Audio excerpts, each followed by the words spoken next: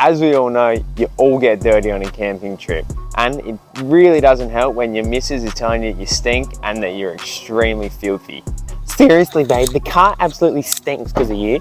I'm never going camping with you again. If you don't want your missus getting mad at you like that. Whoa, before we continue, I know what you're thinking. Oh, this is another promotional video. No, this isn't. You stick around to the end, I'll tell you the pros and cons of this. It may seem like a promotional video at the start, but that is simply me showing you how to use the product and the simplicity of it. Stick around to the end because I'll tell you the pros and cons of it. This is the product you need. This here is a Hima water heater, and it's perfect for having off-grid showers. Let me show you.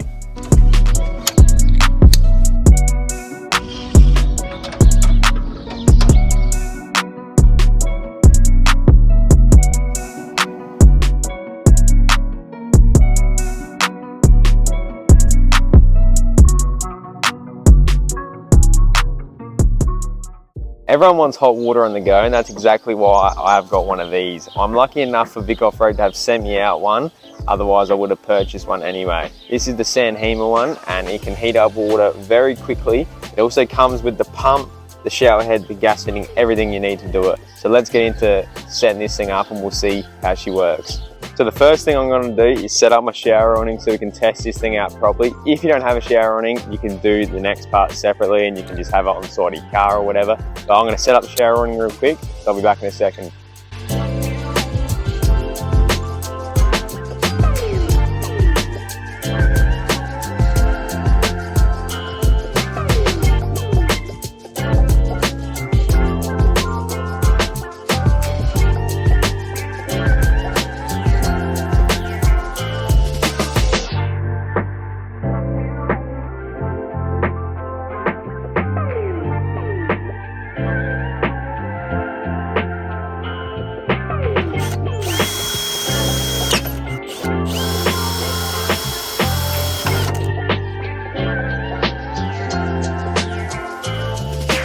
So as you can see guys, I've just drilled 2 holes and put in the 2 mounting kits. I drilled them out to 5mm and it taps its own thread. I'd probably go 4.5 because they are a little bit loose, but it's not like they're staying there forever.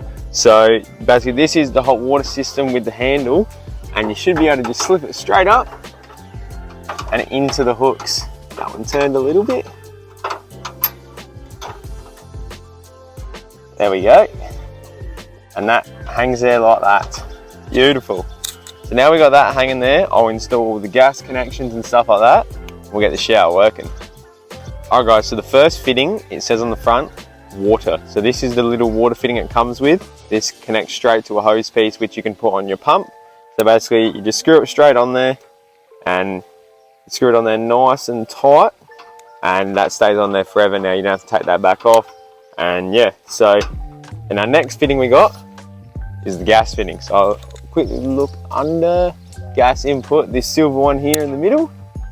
We will tighten this up. So this one can stay as well guys. This is the gas fitting, and you probably, what you want to do is tighten that up with a spanner because you don't want your gas going anywhere. But you can do it hand tight if you want, but then you just connect this to a gas bottle, which I'll show you in a second. And here we have our shower head. So we connect it to one side of the silver hose fitting like so. And chuck that on the ground for now, and we connect that to our last one, which is the water outlet. Alright guys, so I've just got the BBQ gas bottle at the moment. You can use your smaller ones that you have on when you're camping. Basically we connect this fitting up here like so. So now what we do guys, I've got my hose. I actually specifically made this the same length as what I would need it for this because I thought about it first. So what we do is we plug that one in. Now we're all set up to go. So what we'll do now is we will crank on some gas like so, and then we will turn on the hose. Also, I forgot to say guys, you need to supply your own batteries for this thing. So underneath, as you can see, it has a little panel here. You just slot the batteries in and it should be away. These batteries are just straight D batteries. Okay guys, we have the shower head all up there. We have all the connections done, batteries in, she's ready to go. So I'll get Shayla over the other side to turn on the pump. And as you can see, the water comes out and it's lighting now. It should be at 44 degrees, let's see. And that's literally already hot, so that's how long it takes guys. That's how long you can be having a shower. You see the water pressure is pretty good. Check that off, Shayla. But yeah, that's sick. The shower awning is cool, so you can, there's a few pockets in there you can have, and that makes it very easy to have a shower. But yeah, that was on summer mode and max, and that got to 44 degrees. On the winter mode, we tested it before and it got to 65 degrees, which is crazy, and it's instant like that. So basically, all you got to do now to unhook it all is turn off the gas bottle, and you unscrew the gas connection, unscrew your water fitting, and that's basically it. You pack it up. Oh my God, now my man's finally won't stink.